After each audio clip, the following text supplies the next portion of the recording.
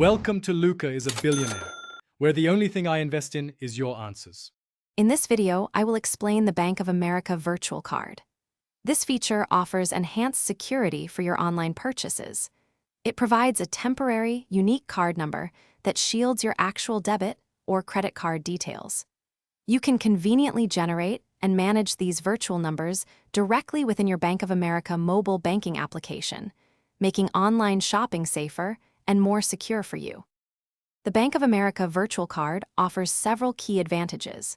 Each virtual number is dynamically generated, providing a unique set of credentials for every transaction. You can set customizable spending limits and expiration dates, up to 30 days, giving you greater control. This system has significantly reduced online fraud incidents by 40%, thanks to tokenization and encryption, protecting your financial information effectively.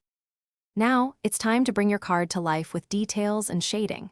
Carefully refine your initial sketches, adding intricate elements to your main image and borders.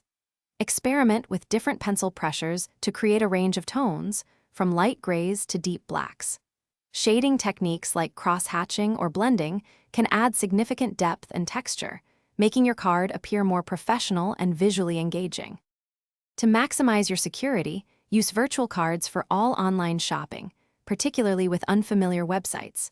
For in-store or in-app purchases, link your Bank of America card to a digital wallet like Apple Pay or Google Pay, which also masks your actual card number. Always keep your mobile banking app updated to access the newest features and maintain optimal security. This tool offers a powerful layer of protection for your digital transactions.